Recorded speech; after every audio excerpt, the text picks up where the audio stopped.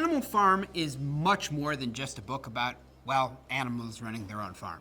It's an allegory to the Russian Revolution and its aftermath, as well as the systems of political power that people deal with, and notions of freedom.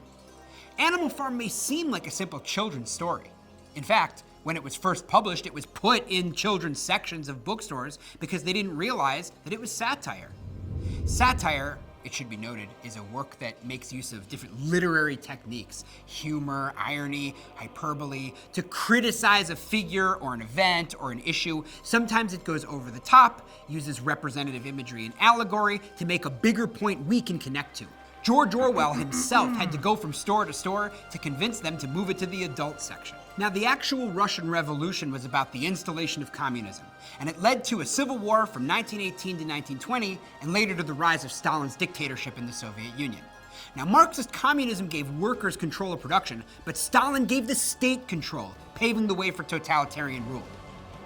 Stalin was an active participant in the revolution of 1917, which overthrew Tsar Nicholas II, and he remained a high-ranking member of the government under Vladimir Lenin, who himself was the first head of the Soviet Union after the revolution.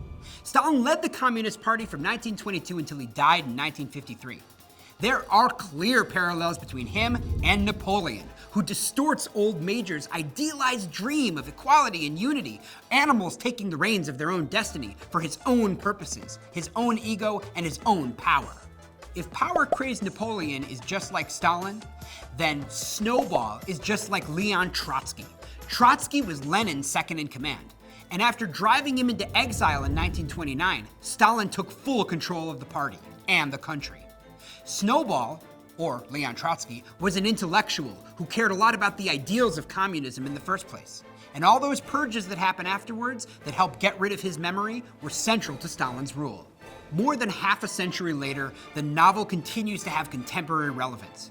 It serves as a broader cautionary tale showing how a corrupt and selfish leader uses fear and ignorance to gain control of a population and lead to totalitarianism.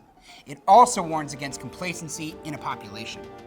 Orwell himself once said, "I meant the moral to be that revolution only affects a radical improvement when the masses are alert and know how to chuck out their leaders as soon as the latter have done their job."